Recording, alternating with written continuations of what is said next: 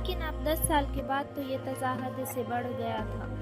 رازیہ کا چہرہ اب ایک خوفناک ترین چڑیل کا چہرہ تھا اور باقی جسم ایک فردوسی حور کا جمیل، لیکن دیکھنے والوں پر مجموعی تاثر کچھ ایسا ہوتا تھا کہ رازیہ ایک انسان نہیں بلکہ خوبصورت جسم اور خوفناک پھن رکھنے والی ایک ناگن ہے۔ یہ پھر وہ کوئی شیطانی روح ہے جس نے خود کو جسمانی رعنائیوں سے محض اس لیے سجا لیا ہے کہ اس کا شکار بے اختیار کھینچ کر اس کی خونخوار جبڑوں میں چلا آئے۔ فیروزہ نے جب 10 سال کے بعد اس کو پہلی مرتبہ دیکھا تو بے اختیار اس کا دل چاہا کہ اپنی ٹانگوں کی پوری قوت کے ساتھ اس کے سامنے سے بھاگ جائے اور پھر دور بہت دور کھڑے ہو کر اس کو دیکھے۔ اس بھیانک جسمانی تضاد سے آنکھیں بند کر لی جائیں تو رازیہ کو سمجھنا کچھ مشکل نہ تھا۔ قدرت نے اس کو قوت تخلیل دے کر دل کھول کر عطا کی تھی اور وہ حساس بھی ضرورت سے زیادہ تھی۔ یہی سبب تھا کہ اس کو مصوری سے فطری لگاؤ تھا، لیکن احساس کی شدت اور تخلیل کی فراوانی نے ہی اس کو زندگی کو جہنم بنا دیا تھا۔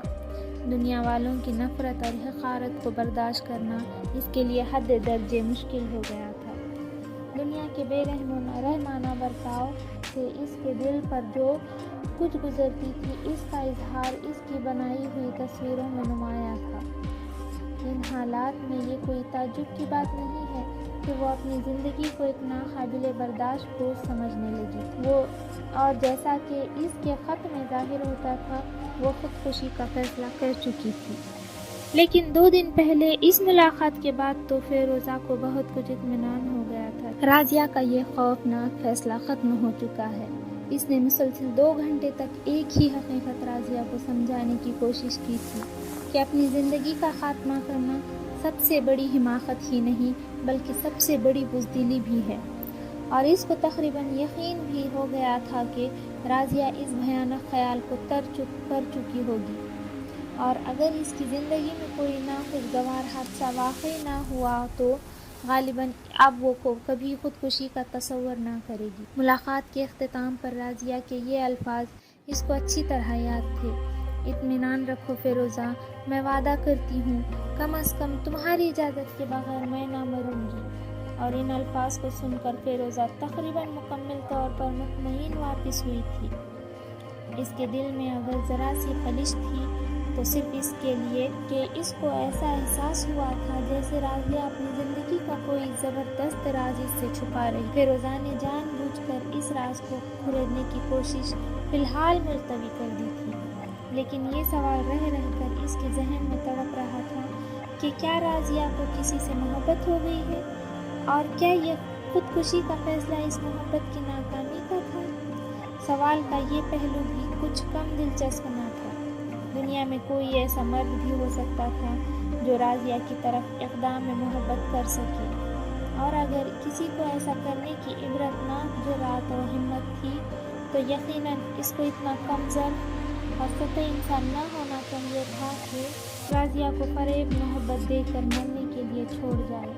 حسین و خوبصورت لڑکیوں کے ساتھ نمائشی اور جھوٹے محبت کا کھیل کھیلنے والے تو بہت مل سکتے ہیں، لیکن رازیہ کو سینے سے لگانے کی ہمت تو وہی کر سکتا تھا جو پہاڑ کی طرح مستقل عقل ہو۔ چند منٹ میں ہی خیالات کا یہ پورا سلسلہ فیروزہ کے ذہن پر گھومتا چلا گیا، جیسے کوئی زبردست دھماکہ ہو، پھر روشنی کی ایک چمک اور پھر وہی اندھیرا۔ یکایک وہ مہویج سے چونک پڑی۔ 1 منٹ بھی مزید ضائع کیے بغیر وہ تیزی سے باہر سڑک پر آئی اور ٹیکسی لے کر رازیہ کے فلیٹ کی طرف روانہ ہو گئی۔ اسے افسوس تھا کہ اس بے اختیار مہویج میں اس نے تقریباً 10 منٹ برباد کر دیے تھے۔ شہر کے ایک کنارے سنسان سے ماحول میں رازیہ رہتی تھی۔ تیز رفتاری کے باوجود وہاں تک پہنچنے میں فیروزہ کو تقریباً 15 منٹ اور لگ گئے۔ امید کے خلاف یہ امید فیروزہ کے دل میں جھلملا رہی تھی کہ ممکن ہے رازیہ کی شمع حیات ابھی گل نہ ہوئی ہو، شاید اس آخری وقت میں بھی رازیہ کو بچایا جا سکتا ہو۔ کھڑکیوں میں روشنی دیکھ کر فیروزہ بہت زوروں سے بھاگ پڑی اور ہانپتی ہوئی وہ زینے پر چڑھ گئی۔ دروازہ کھلا ہوا تھا۔ رازیہ، اس نے اندر داخل ہوتے ہی پکارا۔ جواب خاموشی نے دیا، ایک غیر فطری سی خاموشی۔ خوابگاہ کے کواڑ بند تھے۔ فیروزہ نے بڑھ کر دروازہ کھول دیا، اندر قدم رکھا اور ایک ہی نظر میں پتھر کی طرح جم کر کھڑی رہ گئی۔ مسحری کے قریب فرش پر راضیہ بے حس و حرکت پڑی مردہ۔ چند منٹ تک فیروزہ اس بدقسمت لڑکی کی لاش کے قریب سر جھکائے کھڑی رہی۔ غم و عالم نے اس کی آنکھوں کو تر کر دیا، لیکن خود کو سنبھالنے میں فیروزہ کو زیادہ دیر نہ لگی۔ لاشوں کو ایسے حالت میں پڑا ہوا دیکھنا اس کے لیے کوئی نیا تجربہ نہ تھا۔ شہاب کی سراغ رسانہ مہمات میں ایسے مناظر وہ دیکھتی ہی رہتی تھی۔ جلد ہی اس کے تیز دماغ نے اس کے قلبی جذبات کو پیچھے ڈھکیل دیا۔ اس کی فطرت میں چھپی ہوئی سراغ رسانہ حیثیت بیدار ہو گئی، اور پہلا سوال اس کے ذہن میں یہ پیدا ہوا کہ آخر وہ کون سا واقعہ تھا جس سے راضیہ کو اپنے وعدہ بھول کر پھر خودکشی پر مائل کر دیا۔ خودکشی؟ ایک وہ چونک پڑی، لیکن یہ خودکشی کیسے ہو سکتی ہے؟ اس نے ایک غائب نظر ادھر ادھر ڈالی۔ حیرت سے اس کی آنکھیں چمک اٹھی۔ نہیں، یہ معاملہ اتنا آسان نہ تھا کہ خودکشی کہہ کر اس کو ٹال دیا جائے۔ یہ ایک خوفناک راز معلوم ہوتا تھا۔ راضیہ کی موت کے پیچھے ایک پراسرار انسان جھانکتا ہوا محسوس ہو رہا تھا۔ فیروزہ کی تمام فطری ذہانت پلٹ آئی۔ ایک گہری تحقیق کے لیے اس نے ہر ایک چیز کا جائزہ لینا شروع کر دیا۔